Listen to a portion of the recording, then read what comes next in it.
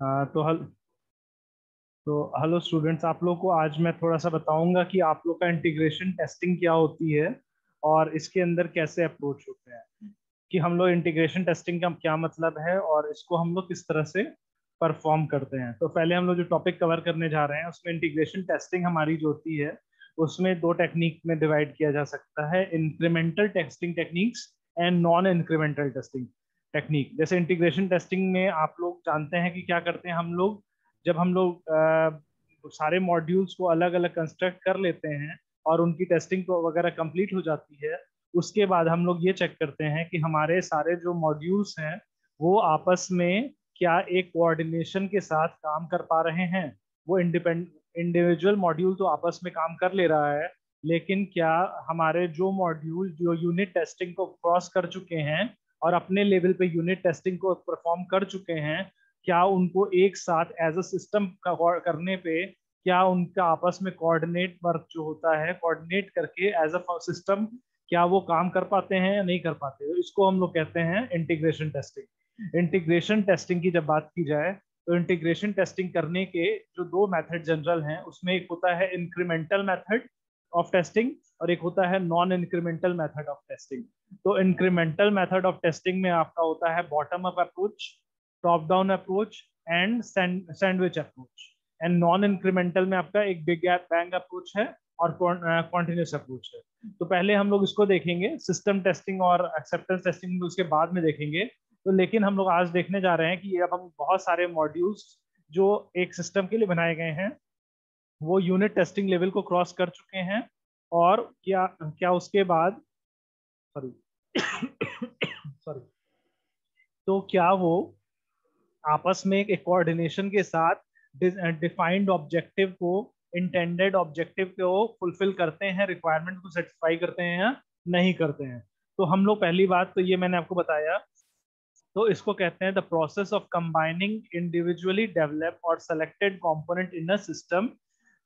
इसको हम लोग क्या कहते हैं, इंटीग्रेशन कहते हैं। ये इंटीग्रेशन मतलब जोड़ना, इंटीग्रेट करना मतलब मीन्स जोड़ना। तो हम जब डिफरेंट मॉड्यूल्स को जो आपस में क्या करते हैं, जो अलग अलग इंडिविजुअली डेवलप हुए हैं, जिनको हम लोगों ने क्या किया है, सेपरेटली डेवलप किया है, इंडिपेंडेंटली डेवलप किया है, उनको आपस में हम लोग कंबाइन करते हैं, एक दूसरे से एज अ सिस्टम कंस्ट्रक्ट करते हैं। तो क्या वो जो अपना एक कंबाइंड वे में हमारे डिफाइंड ऑब्जेक्टिव्स को पार पाते हैं या नहीं, बस कंबाइंड करना नहीं, इंटेंडेड ऑब्जेक्टिव्स को या रिक्वायरमेंट को फुलफिल करते हैं या नहीं करते हैं। तो सबसे पहले हम जो कंपोनेंट को, जैसे मैंने कहा कि हम कंपोनेंट्स को हम लोग क्या करते हैं, ऐड करते हैं। तो कंपोनेंट पहली बात होता क्या है, आप लोग जानते हैं कि कंपोनेंट एक सिस्टम बिल्डिंग ब्लॉक होता है।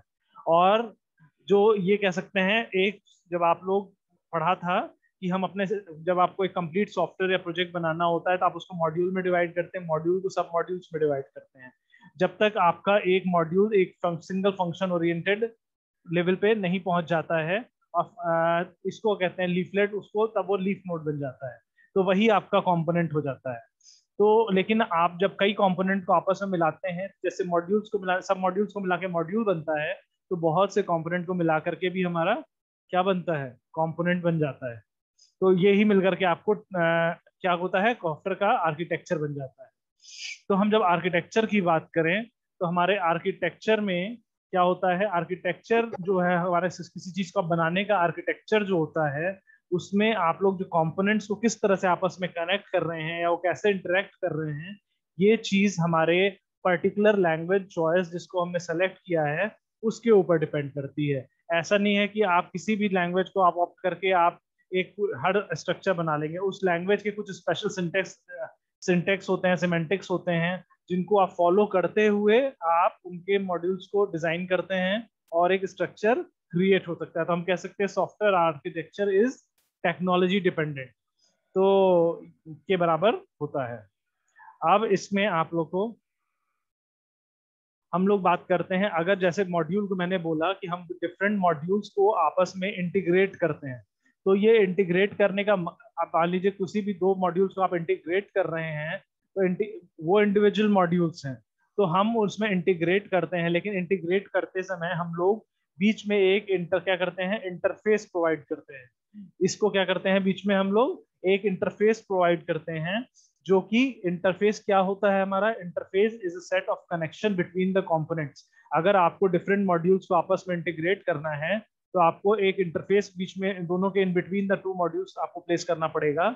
और एक इंटरफेस क्या होता है, N interface is a set of connection between the component.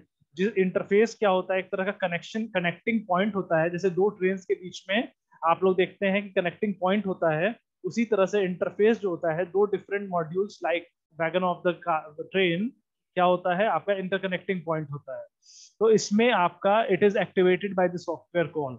तो सॉफ्टवेयर जो आपका इंटरफेस होता है ये क्या होता है, किसी सॉफ्टवेयर कॉल से इन्वोक होता है। और इससे क्या होता है, ये डेटा को दोनों ही डायरेक्शन में सेंड कर सकता है। जो जिन मॉड्यूल्स के बीच में इंटरफेस लाई कर रहा है वो उन दोनों ही मॉड्यूल के को डेटा सेंड कर सकता है। और ये जो कनेक्शन जो हो सकता है आपका थोड़ी देर के लिए हो सकता है आपने कोई इनपुट दिया, only for the time being the connection established and later on it disconnected with the module. और ये भी हो सकता है कि वो लगातार दोनों मॉड्यूल से fully all time full time connected हो। तो आपको इसको कहते हैं कनेक्शन जो होता है वो हमारा एक ऑपरेशन होता है। इंटरफेस एक तरह का ऑपरेशनल यूनिट है। तो ये आपका मतलब लगातार भी हो सकता है परसिस्टेंट, या तो ये आपका ट्रांजिटिव भी हो सकता है। तो अब इसके बाद हमारा क्या होता है ऑब्जेक्टिव, जो हमारा इंटीग्रेशन टेस्टिंग जब हम लोग कर रहे हैं, तो इंटीग्रेशन टेस्टिंग में हमारा हम लोग क्या करते हैं, we test the interface between the system and interaction of the sub system. हम लोग दो सिस्टम के बीच में आप लोग सब सिस्टम बिटवीन द इंटरफेस बनाते हैं। टेस्ट इंटीग्रेशन टेस्टिंग में जो हम लोग के दो कंपोनेंट्स हैं उसके बीच में जो इंटरफेस है उसको हम लोग टेस्ट करते हैं एंड और देखते हैं कि how does it interact with the sub system, या उन जो मॉड्यूल जिनसे वो कनेक्टेड है, how does it interact with the sub systems. तो इसमें हम लोग क्या करते हैं, सारे इंटरफेस को चेक करते हैं। और आपको मालूम है कि डेटा का जो फ्लो है, जो उसका बिजनेस लॉजिक है या ऑल कम्युनिकेशन, ये सारी चीजें आपकी इंटीग्रेशन टेस्टिंग में चेक होती है। मतलब इंटरफेस को स्पेशली चेक किया जाएगा, जो भी communication occurring inside the system उसको मॉनिटर इंटीग्रेशन टेस्टिंग में किया जाएगा। whether the modules are properly communicating with each other or not, or interface is communicating or transferring the message to each clear efficiently or not। और data flow को हम manage करेंगे और business उसके logic को भी हम लोग, ओवरऑल कनेक्शन लॉजिक को भी हम लोग क्या करेंगे इंटीग्रेशन टेस्टिंग में चेक करेंगे। तो इंटीग्रेशन टेस्टिंग में आप क्या क्या चेक करेंगे, आप सारे जो interface in between the module है उनको चेक करेंगे। मॉड्यूल तो पहले यूनिट टेस्टिंग में चेक हो चुके हैं। और जितने भी कम्युनिकेशन हो रहे हैं उस विद सिस्टम उनको चेक करेंगे। डेटा के फ्लो को जो एक मॉड्यूल से दूसरे मॉड्यूल में पास हो रहा है उसको चेक करेंगे।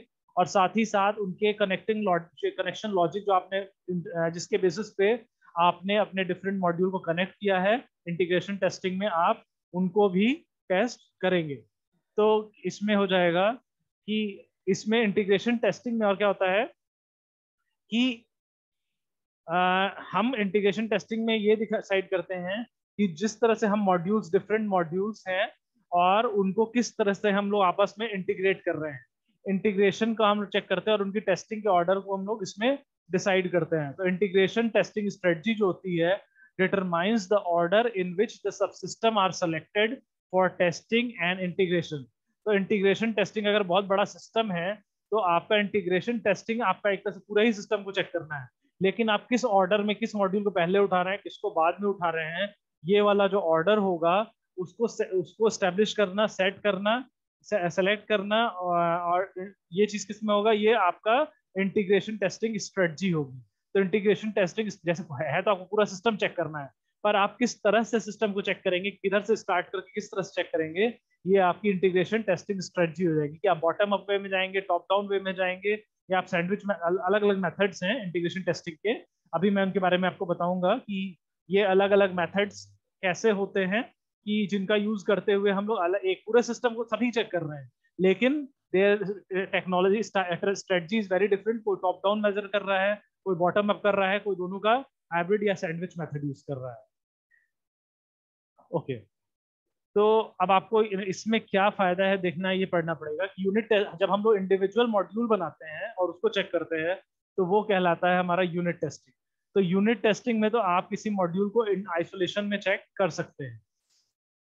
क्या, लेकिन जब डिफरेंट मॉड्यूल जो यूनिट टेस्टिंग को क्रॉस कर चुके हैं, जब उनको आपस में इंटरेक्ट कराते हैं, एज अ सिस्टम आप कंस्ट्रक्ट करना चाहते हैं, तब उसके अंदर क्या आती है, कई बार प्रॉब्लम आती है और एरर जनरेट होती है।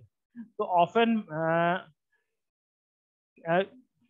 कुछ ऐसे टेस्ट होते हैं कि कंपोनेंट होते हैं कि उनको आप लोग सबके साथ इंटीग्रेट करके ही टेस्ट कर पाएंगे, वो इंडिपेंडेंटली टेस्ट नहीं कर पाएंगे। जैसे कि अगर गाड़ी का मान लीजिए हम लोग क्लच गियर सब अलग रखते हैं, तो गियर को हम लोग अलग से टेस्ट करने का कोई खास मतलब नहीं, वो गाड़ी के साथ प्रॉपरली वर्क कर रहा है कि नहीं, फिट हो रहा है कि नहीं हो रहा है।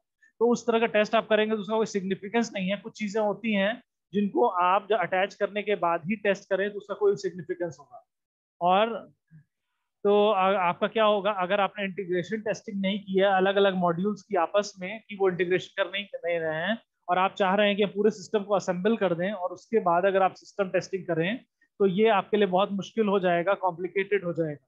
क्योंकि तब आपके लिए एरर्स को आइडेंटिफाई करना, फॉल्ट के रीजन को आइडेंटिफाई करना ज्यादा कॉम्प्लिकेटेड हो जाएगा, बजाय उसके जब आप डिफरेंट कंपोनेंट्स का आपस में करते, वन बाय वन ऐड करते हुए इंटीग्रेशन लेवल उनका आपस में चेक करेंगे कि how much comfortable they are each which होता है।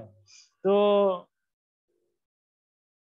कई बार ऐसा भी होता है कि इंटीग्रेशन टेस्टिंग में आपको कुछ जो चीजें नहीं दिखती हैं, वो चीजें आपको बाद में, अगर आपको उस समय नहीं मिल पाई और जब आपको सिस्टम इंस्टॉल होने के बाद मिलती हैं, तो वो काफी प्रॉब्लमेटिक हो जाती हैं।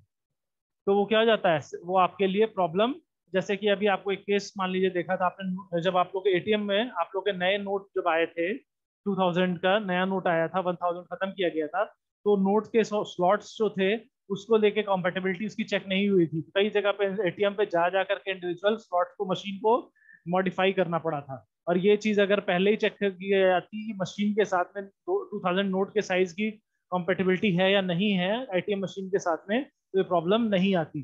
तो ये बहुत सी चीजें होती हैं जो आपका इंटीग्रेशन लेवल पे आप जो ढूंढ कर देते हैं, तो आपको काफी कॉस्ट इफेक्टिव पड़ता है, बजाय जब आप उसको सिस्टम लेवल के ढूंढते हैं। ये भी एक वजह है कि इंटीग्रेशन टेस्टिंग आपकी एक बहुत ही ज्यादा जरूरी एस्पेक्ट हो जाता है। अब आप लोग को मैं जो बताऊंगा, ड्राइवर एंड स्टब। ड्राइवर और स्टब आपका दो डिफरेंट चीजें हैं, लेकिन इसके पहले ही आपको ये समझना पड़ेगा कि टॉप डाउन स्ट्रेटजी और बॉटम स्ट्रेटजी क्या होती है। तो पहले मैं वो बताऊंगा, फिर इसके ऊपर आऊंगा। तो बॉटम अप टेस्टिंग स्ट्रेटजी होती है हमारी, कि जैसे आप क्या कर रहे हैं, आप नीचे के मॉड्यूल, जो मॉड्यूल लीफ नोड पे एग्जिस्ट करते हैं, पहले उन सब मॉड्यूल्स को आप क्रिएट करते हैं और उनको आपस में इंटीग्रेट करके आप मॉड्यूल्स बनाते हैं, और ये मॉड्यूल्स को फिर आपस में मिला करके उसके हायर लेवल का मॉड्यूल बनाते हैं।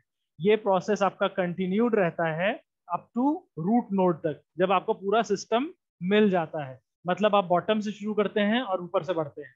तो आप लोग क्या करते हैं, ये वाला आप लोग बॉटम अप स्ट्रेटजी यूज करते हैं, लेकिन इस स्ट्रेटजी में आपको एक प्रॉब्लम होती है। जब आप टेस्टिंग करने के लिए जाते हैं बॉटम अप टेस्टिंग स्ट्रेटजी, तो आपका क्या होता है, आप जब टेस्टिंग स्ट्रेटजी कर रहे हैं और जो ऊपर का सब मॉड्यूल्स का मान लीजिए बन चुके हैं, लेकिन जिन मॉड्यूल को जो आपस में मिलकर जो मॉड्यूल बनाते हैं वो नहीं बना है, तो लेकिन वही मॉड्यूल इन सब मॉड्यूल को एक्टिवेट करता है, तो आप क्या कर सकते हैं, आपकी टेस्टिंग में प्रॉब्लम आएगी। जब आप बॉटम अप स्ट्रेटजी लेते हैं और सब मॉड्यूल को आप टेस्ट करना चाहते हैं, सब टेस्टिंग मॉड्यूल बन चुके हैं लेकिन हायर लेवल मॉड्यूल नहीं बना है, और हायर मॉड्यूल ऐसा है कि वही कॉल करता है लोअर लेवल मॉड्यूल को, तो जब वो नहीं बना है तो आपको वेट करना पड़ेगा जब तक वो ना बन जाए।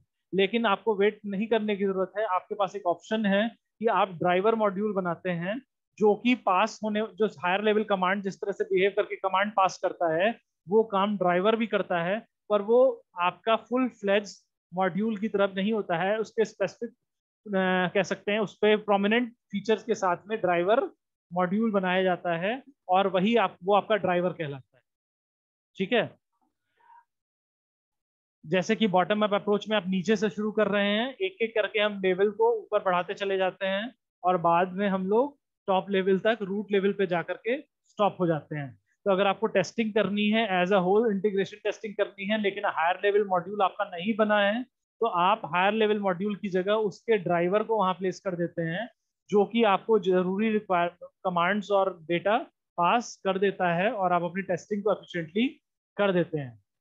तो जब हम लोग बॉटम अप इंटीग्रेशन की बात करते हैं, तो बॉटम अप इंटीग्रेशन का फायदा ये होता है कि हमारा सबसे जो सब सिस्टम का यूजर इंटरफेस है वो आपका लास्ट में चेक होता है, और इसमें ड्राइवर की जरूरत पड़ती, ड्राइवर से काम चल जाता है तो इजी होता है। तो ये कौन से, सॉरी, यार प्रोज क्या है इसके, इसमें कोई स्टब की रिक्वायरमेंट, मतलब अपने से सबऑर्डिनेट मॉड्यूल की जरूरत होती है क्योंकि आप नीचे ऑलरेडी नीचे से शुरू कर रहे हैं। तो इसमें और आपको इंटीग्रेशन ऑफ फॉलोइंग सिस्टम, इसमें क्या होता है, ये आपका ऑब्जेक्ट ओरिएंटेड सिस्टम को बनाने में ज्यादा यूज होता है, या रियल टाइम सिस्टम को बनाने में होता है, या system with strict performance requirement जहां होती है वहां पर आपको बॉटम अप अप्रोच यूज करना बेटर होता है, क्योंकि आप नीचे के डिटेल्ड मॉड्यूल को पहले बना लेते हैं, और उनको बनाने के बाद जब आप हायर मॉड्यूल को बनाते हैं तो वो ज्यादा अच्छे से टेस्ट हो पाता है। वहीं पे अगर हम लोग बात करें टॉप डाउन स्ट्रेटजी की, टॉप डाउन स्ट्रेटजी आप लोग को कभी फॉलो करनी पड़ती है, क्योंकि बड़े प्रोजेक्ट में आप लोग को शुरू में डिटेलिंग आपके पास नहीं होती है, तो आप अपने मॉड्यूल को सब मॉड्यूल में डिवाइड करते हैं, फिर वो मॉड्यूल अपने सब मॉड्यूल्स में डिवाइड होते हैं, और फाइनली लीफ मॉड्यूल जो एक सिंगल फंक्शनैलिटी ओरिएंट पे फिक्स होते हैं, बेस्ड होते हैं, उस पे जाके आप रुक जाते हैं। तो इसके अंदर आप लोग का क्या होता है, मान लीजिए आप टॉप लेवल बनाया है आपके 3 लेवल, लेकिन नीचे के मॉड्यूल नहीं बने हैं, तो आप टेस्टिंग कैसे करेंगे? उस सिचुएशन में हम लोअर मॉड्यूल को ना बनने का वेट नहीं करते हैं, और उसकी जगह पर हम लोग स्टब का यूज करते हैं। स्टब जो होते हैं सब मॉड्यूल्स का पूरा मॉड्यूल नहीं होते, लेकिन उसके मेन फंक्शंस को पास कर देते हैं, उसकी जगह कोई असाइंड वैल्यू पास कर देते हैं, और आप एक तरह से कह सकते हैं उसका एक डमी क्रिएट कर देते हैं, और उसके थ्रू आप लोग उसको, हम लोग स्टब कहते हैं। जब टॉप डाउन स्ट्रेटजी में सब मॉड्यूल्स नहीं बने होते हैं तो हम लोग उसका एक डमी क्रिएट करते हैं, और उसको हम लोग स्टब कहते हैं, जो सारे फंक्शंस तो नहीं बनाता है पर कुछ प्रोमिनेंट फंक्शंस वैल्यूज को पास करने के लिए सफिशिएंट होता है। तो और वो कोऑर्डिनेशन टेस्ट हो जाता है। तो इसमें मैंने बताया कि टेस्ट तक होता है, और इसमें अगर आपके लास्ट के मॉड्यूल नहीं बने हैं तो उनकी जगह हम लोग स्टब यूज करते हैं। तो टॉप डाउन स्ट्रेटजी में अगर सब मॉड्यूल नहीं बना है तो हम लोग उसकी जगह स्टब यूज कर लेते हैं। बॉटम अप स्ट्रेटजी में अगर आपका हायर लेवल मॉड्यूल नहीं बना है तो उसकी जगह हम लोग ड्राइवर का यूज कर लेते हैं। तो टॉप डाउन स्ट्रेटजी में देखिए स्टार्ट से शुरू होंगे, और उसके नीचे के लेवल के मॉड्यूल बनेंगे, और फाइनली हम लोग लीफ लेवल मॉड्यूल पे जाकर के फिनिश हो जाएंगे। ठीक है। अब इसके क्या एडवांटेज हैं, प्रॉस क्या है? इसमें test cases defined in terms of functionality of the system. अगर हमको डिटेल मॉड्यूल नहीं बने हैं तो हम फंक्शनैलिटी के हिसाब से सिस्टम को डिफाइन करना ज्यादा आसान होता है, और इसमें किसी भी ड्राइवर की जरूरत नहीं पड़ती है क्योंकि हम हायर लेवल से शुरू करते हैं। लेकिन कॉन्स क्या है कि इसमें इसमें स्टब को लिखना थोड़ा सा मुश्किल होता है, और स्टब को सारी पॉसिबल कंडीशन जो डमी आप क्रिएट कर रहे हैं सब मॉड्यूल्स का, वो बनाना आपके लिए थोड़ा टाइम कॉस्टली पड़ता है, और ज्यादा नंबर ऑफ स्टब की जरूरत पड़ती है आप अगर नीचे के लेवल पे पढ़ते हैं। अगर आप लोअर लेवल की तरफ पढ़ते हैं तो बहुत ज्यादा स्टब की जरूरत पड़ती है, कि जरूरत पड़ती है। और इसमें एक तरह से कुछ इंटरफेस होते हैं वो सेपरेटली चेक नहीं हो पाते हैं, तो ये इसके कॉन्स हैं। अब लेकिन प्रैक्टिकली जो स्ट्रेटजी यूज होती है वो यूज होती है सैंडविच टेस्टिंग स्ट्रेटजी। तो सैंडविच टेस्टिंग स्ट्रेटजी जो होती है उसमें क्या होता है, हम लोग कंबाइन करते हैं टॉप डाउन स्ट्रेटजी और बॉटम स्ट्रेटजी दोनों को। जहां पे हमको फंक्शनैलिटी पे तक डिवाइड करना है हम हायर लेवल पढ़ते हैं, लेकिन जो फंक्शन मॉड्यूल हमें क्लियर है उसको लेकर के हम लोग बॉटम अप अप्रोच में भी आगे बढ़ते हैं। तो एक तरह से बीच में एक लेयर मिलता है जहां से हम टॉप डाउन लेके बढ़ते चलते हैं, और उस जिस लेयर के जस्ट ऊपर के लेवल पे हम लोग टॉप डाउन लेके पहुंचते हैं, और उसी लेयर के जस्ट नीचे वाले लेयर पे हम लोग क्या पहुंचते हैं, बॉटम अप लेयर लेके पहुंचते हैं, और बाद में टेस्टिंग के टाइम पे हम कन्वर्ज कर देते हैं दोनों को टारगेट लेयर पे।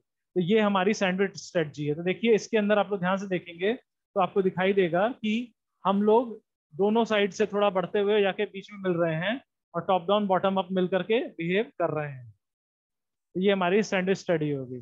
तो आप इसके आगे वाला पार्ट में आप लोग को नेक्स्ट क्लास में डिस्कस कर लेंगे। तो अब मैं इसमें, ठीक है।